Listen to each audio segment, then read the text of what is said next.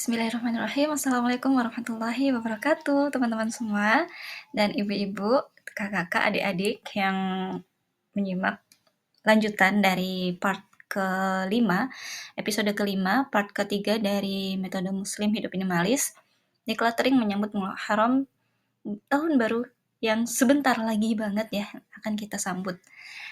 Nah, melanjutkan yang sebelumnya, jadi terakhir kemarin kita the last of slide ya, yang belum sempat juga untuk menjelaskan, sebenarnya terlalu panjang. Jadi berbenah adalah bagian dari iman. Sebagaimana kita ketahui ya, ibadah itu banyak sekali jenisnya gitu. Namun kita seringkali merasa bahwa berbenah itu berat gitu ya, karena mungkin kita tidak mengaitkan dengan spiritual kita atau keimanan kita. Nah, mungkin kalau kita lihat rukun Islam, syahadat, sholat, zakat, terus puasa, ibadah haji gitu ya. Itu kan semua ada waktu-waktunya ya. Mungkin yang sangat precious yaitu ibadah haji gitu ya. Dia hanya sekali seumur hidup dan hanya dilaksanakan di bulan Zulhijjah, yang mana tanggal 10 kemarinnya puncak ibadah haji, tanggal 9 Zulhijjah di Arafah gitu. Yang mana kita pun juga berpuasa Arafah insya Allah gitu. Dan ibadah apa lagi? Zakat. Nggak semua, dan ibadah haji tuh nggak semua bisa gitu kan. Karena perlu syarat dan sesuai dengan kemampuan. Nah, pun juga dengan zakat. Zakat itu kita harus menyentuh batas nisabnya gitu. Kalau kita menyentuh nisab, baru kita berzakat. Setahun sekali kan, 2,5%. Atau mungkin saat panen untuk petani atau orang-orang yang berkebun gitu ya. Nah, apalagi? Bersyahadat. Mungkin kita, buat teman-teman terutama yang non-muslim, baru sekali gitu seumur hidup gitu ya, ikrar gitu. Sedangkan kita yang sudah muslim, kita bersyahadat setiap sholat. Dan sholat itu kan dalam satu hari wajibnya 5 gitu ya. Itu kan kebutuhan jiwa kita sebenarnya. Dan buat khusus perempuan, ada waktu-waktu tertentu yang kita nggak boleh sholat, bahkan nggak boleh puasa gitu. Puasa pun yang wajib kita di bulan Ramadan setahun sekali gitu ya. Selebihnya ada puasa sunnah. Nah, tapi berbenah ini, kebayang nggak kalau misalnya nggak kita tautkan dengan keimanan kita, dengan jiwa kita, dengan relasi antara kita dengan Allah, pasti akan merasa berat sekali gitu. Maka aktivitas berbenah itu suatu hal yang sangat precious. Kenapa? Karena ini tadi tujuannya, menghadirkan safety. Safety ini keamanan, rasa aman, rasa tenang, rasa bahagia. Karena happiness itu dibentuk dari safety. Kita nggak mungkin happy kalau kita unsecure gitu ya. Dan kebayang nggak, sebenarnya musuh-musuh umat muslim, umat Islam, musuh-musuh para muslimin, itu menghancurkan kita dengan 3 hal gitu ya.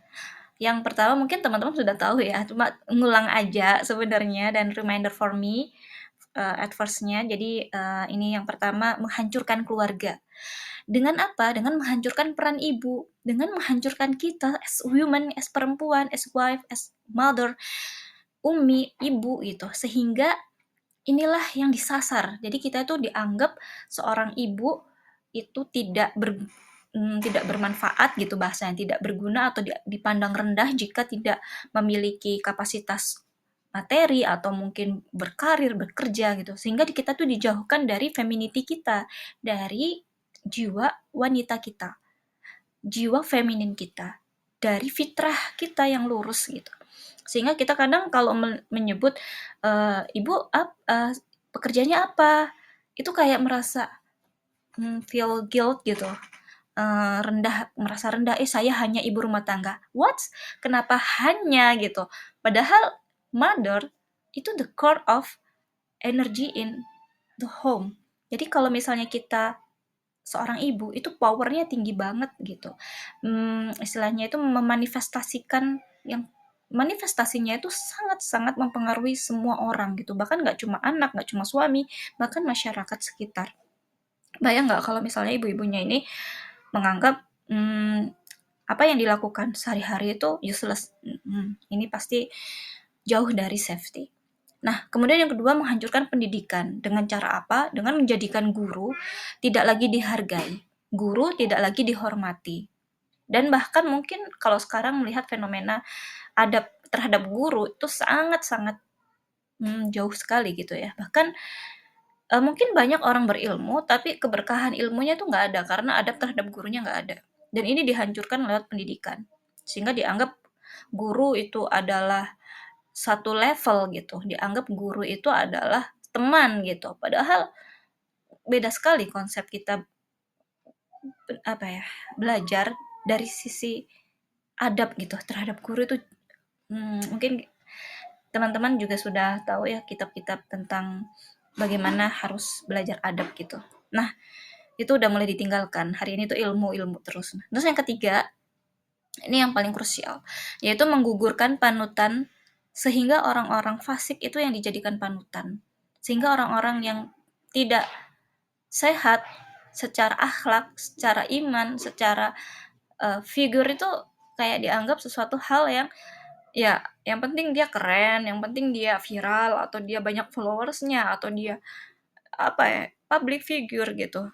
Dianggap panutan kalau jumlah pengikutnya banyak gitu. Padahal kalau kita tahu bahwa panutan kita sesungguhnya itu kan jelas ya, Rasulullah SAW, dan buat kita ummahatul mukminin dan para sahabiah gitu. Sehingga kita nggak kenal gitu, maka kita perlu belajar mengenal mereka. Sehingga nanti insya Allah kita dengan adanya safety ini hadirlah yang namanya baiti jannati, rumahku surgaku. Kenapa? Karena menghadirkan surga di rumah itu nggak gampang. Yang pertama, kita perlu menyamakan visi misi dengan suami, dengan pasangan kita, partner hidup kita. Dan ini tentu harus dengan ilmu ya, makanya kita growing together. Kita nggak bisa visi misi yang lama kita pakai di hari ini yang sebenarnya kita sudah belajar gitu. Perlu ada revisi, perlu ada adaptasi lagi, perlu ada kompromi yang harus dibahas gitu. Sehingga saya punya ritme sebenarnya dengan suami itu ada rakernya suami istri. Jadi benar-benar ngebahas apa sih what's next dan apa yang memang menjadi hal-hal yang perlu kita kita lakukan bersama dan saling bagi tugas gitu bahasanya. Terus menghadirkan surga di rumah itu tidak hanya menyamakan visi misi ya, karena visi misi misalkan sudah oke sama, tapi kita juga perlu menghadirkan sifat-sifat penduduk surga di rumah. Nah, salah satu sifat penduduk surga itu kan nggak ada teriakan, nggak ada nada tinggi ya bahasanya ya, lembut, happy gitu ya. Dan di surga itu kita nanti akan senang-senang terus ya, mudah-mudahan Allah masukkan kita ke sana dengan rahmatnya. Jadi menghadirkan safety itu sama dengan kita menghadirkan surga di dalam rumah kita. Nah, safety adalah surga dan cara ke sana yaitu dengan Islam, dinul Islam. Oke, itu penjelasan lanjutan di part sebelumnya. Nah, sekarang kita masuk ke episode ketiga dari hidup minimalis, MHM, Muslim hidup minimalis. Sekarang sediakan batasan. Sediakan batasan ini maksudnya gimana? Nah, kita itu kan punya kapasitas. Setiap diri kita tuh punya batas. Dan batas-batas yang apabila kita tidak pahami, kita akan terus melanggar batas itu dan terus melanggar batas itu dan akan terus-menerus kebingungan dengan batasan itu. Contoh, orang yang nggak enakan. Disuruh A, oke. Suruh B, oke. Akhirnya semua hal itu dikerjakan. Dengan mindset, core belief-nya, atau limiting belief-nya, kalau nggak aku nggak akan beres. Nah, ini cukup mengerikan ya. Karena nanti akan someday dia akan merasakan overwhelm gitu kan. Sehingga batasannya itu akan terus dilanggar dan akhirnya dirinya sendiri ini masuk ke kezaliman terhadap diri sendiri sebenarnya. Nah, menyediakan batasan ini bukan sekedar kita dalam artian physically, misalnya aku bajuku sekian biji gitu, atau kerudungku sekian piece, atau misalnya aku punya rumah dengan luasan segini maka barangnya harus misalkan 20% atau 30% dari volume ruangan, enggak sekedar itu. Batasan ini lebih kepada kalau kita menjadi sosok yang tahu banget ya, tahu terhadap batas diri kita sendiri. Udah Isya. Oke. Azan. Oh maaf, kita lanjut ya. Jadi, kalau misalnya kita tidak menyediakan batasan, bagaimana rumah kita tidak disediakan dinding, ya bagaimana privasi kita terlihat gitu ya. Terus orang akan mudah keluar masuk untuk mengambil barang, mencuri, atau bahkan even misalnya kita sudah memagari rumah pun, kalau misalnya kita lalai gitu atau ledor gitu, maka akan terjadi juga gitu. Nah, batasan ini yang akan membuat kita itu safe. Nah, ketika kita memahami batasan kita nggak akan mudah untuk melanggar batasan orang lain juga gitu. Maka di sini kita akan paham kalau misalnya mungkin aku pernah bahas di channel ya soal kesanggupan, sanggup kecewa kayak gitu. Nah, kesanggupan ini sebenarnya kalau kita tidak punya batas, kita akan melihat bahwa semua orang itu harus oke dengan pendapatnya, padahal tidak harus gitu. Dan setiap orang itu berhak untuk menerima maupun menolak. Misalnya kita minta tolong. Nah, jangankan kita minta tolong, kita dimintain tolong. Itu kan sebenarnya ada hak kita menjawab, boleh kita mau bantu atau kita menolak. Itu kan hak pun dengan orang lain. Nah, inilah fungsi dari boundaries atau batasan itu sendiri. Misalnya kita hari ini melihat bahwa kok nggak tenang ya di rumah ya, kenapa ya? Mungkin scrolling lihat produk A, produk B, kepengen A, pengen B gitu. Padahal secara kemampuan mungkin kita belum ke situ gitu. Nah, kalau kita nggak punya batasan, kita akan terus-menerus menggerus energi kita terhadap hal-hal yang nggak esensial sama sekali gitu. Bahkan cenderung melanggar batasan itu sendiri. Contoh, kok sering ngomel ya? Berarti kan sering marah. Marah itu artinya ada batasan yang dilanggar. Kalau batasan nggak dilanggar nggak akan marah. Nah, pertanyaannya, kalau marah-marah dan itu ritmis, nggak sekali dua kali, mungkin jadi karakter, mungkin sukanya marah-marah kayak gitu. Ini artinya tidak paham terhadap batasan, mungkin tidak tidak tahu terhadap batasannya sendiri gitu. Maka menyediakan batasan saat kita berbenah itu pun juga sangat penting. Berbenah secara fisik hunian, misalnya kita punya pakaian yang sudah banyak, kemudian kita keluarkan, maka kita juga menjaga batasan supaya kita tidak impulsif buying, kita juga tidak akan melalaikan hak dari pakaian itu gitu. Misalkan pakaian itu kan untuk menutup aurat kita gitu. Dan apa tujuan menutup aurat? Supaya tidak terlihat. Nah, kalau misalnya kita menggunakan pakaian tujuannya agar dilihat, nah ini kan berarti sudah melanggar batasan itu sendiri kayak gitu. Misalnya seperti itu. Nah, batasan itu ada batasan yang sehat, ada yang batasan tidak sehat. Batasan yang sehat itu akan menimbulkan ketenangan, keamanan, dan kenyamanan. Jadi kita akan bisa menjaga batasan diri plus kita menjaga batasan orang lain. Jadi tidak mencampuri urusan diri dengan orang lain pun kita tidak mencampur adukan urusan orang ke dengan diri sendiri gitu. Sehingga batasan sehat ini akan menjaga kita dengan tujuan ya. Tujuan utama dari batasan sehat itu adalah relasi yang sehat sebenarnya kayak gitu. Seperti misalnya paling dekat suami dan istri. Suami dan istri itu batasan sehat itu perlu dijaga. Supaya apa? Misalnya, kita punya feels, perasaan. Kalau perasaan kita itu misalnya kita perturutkan ego misalnya, di layer mental kita punya ego, egonya itu kesenggol dengan emosi tertentu misalnya. Dan ini kan belum valid, tapi kemudian kita lemparkan itu ke pasangan kita, nah akan jadi bumerang, akan jadi masalah gitu. Namun kalau kita punya boundaries yang healthy, yang sehat, kita akan memvalidasi dulu, melihat data secara utuh, kemudian kita juga tidak akan mudah menghakimi, karena kita mungkin ya terbiasa menghakimi diri kita sendiri misalnya, atau self judgment gitu, merasa kayak aku begini karena aku begini, self diagnose lah bahasanya kalau orang-orang kedokteran gitu ya. Ini tentu sangat membuat kita tidak sehat gitu.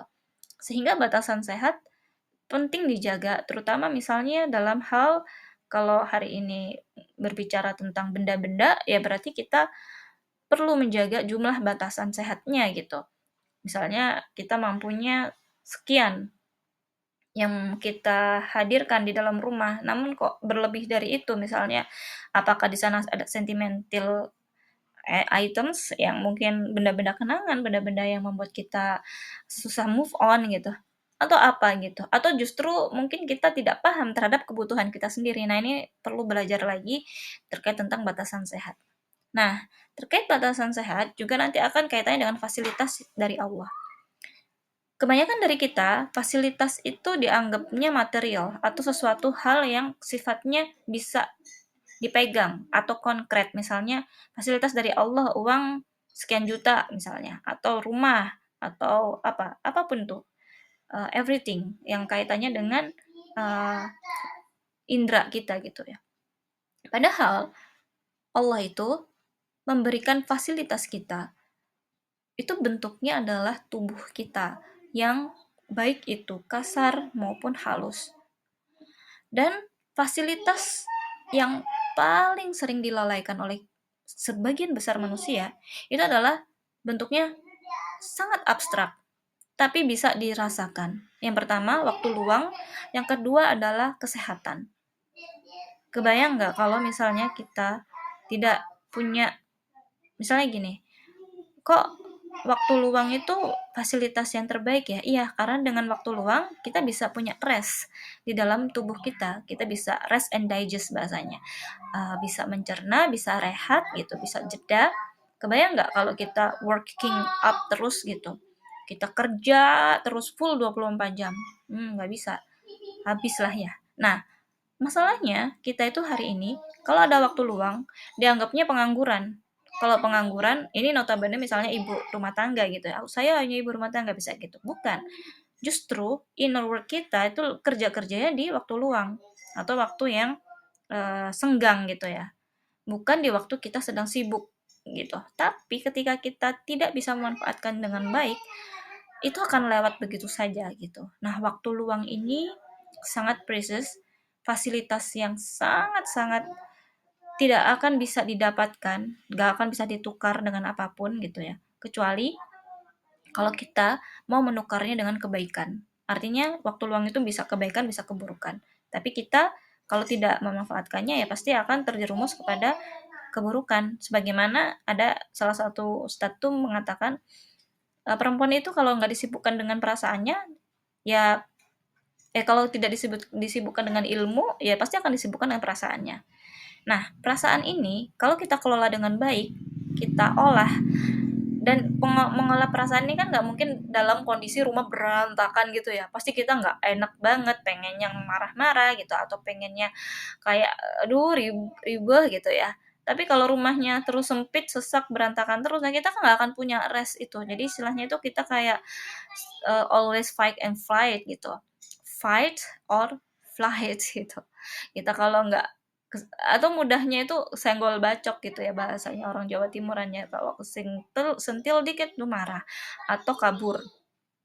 Nah, yang kedua waktu kesempatan kesehatan. Nah, ini ada orang yang mengatakan bahwa kesehatan itu sangat memudahkan untuk beribadah. Misalnya kita bisa bangun sholat malam, karena sholat malam itu kan bagian dari sholat yang paling utama after sholat wajib gitu ya. Tapi kebayang nggak kalau sakit gitu. Namun kalau kita terbiasa, nah someday, ini ada beberapa pesan juga dari beberapa guru. Kalau misalnya kita udah terbiasa sholat, misalnya sholat malam, nah suatu saat kita sakit, kita tetap dihitung oleh Allah itu tetap sholat malam gitu. Se-precious itu ya terkait uh, waktu gitu, yang kita selalu upayakan. Nah, terus filosofi cukup.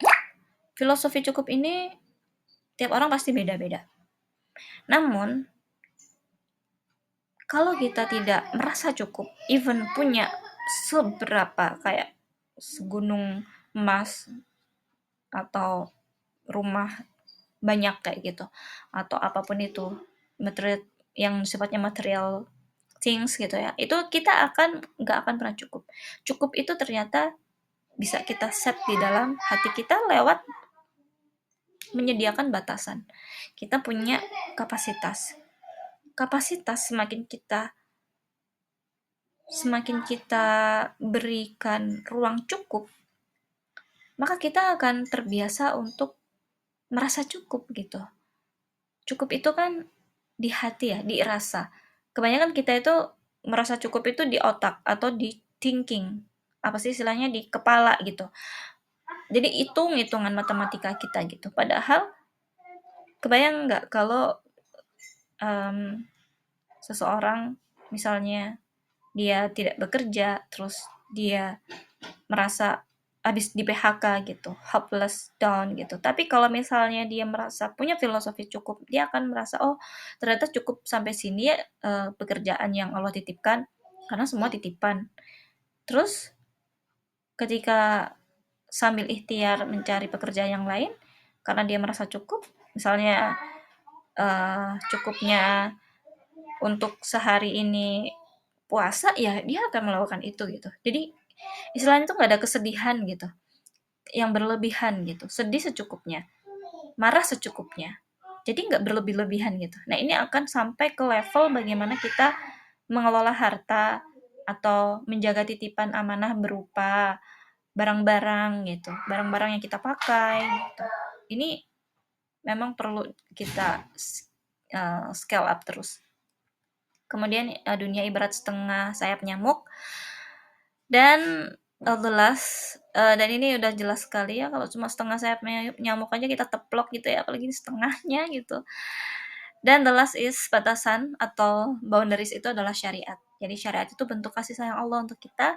Kita terus akan belajar dan nanti akan kita deep lagi di part selanjutnya. Oke, the last, let's clutter more presents. Terima kasih. Assalamualaikum warahmatullahi wabarakatuh. Ini kayaknya paling panjang ya, 20 menit.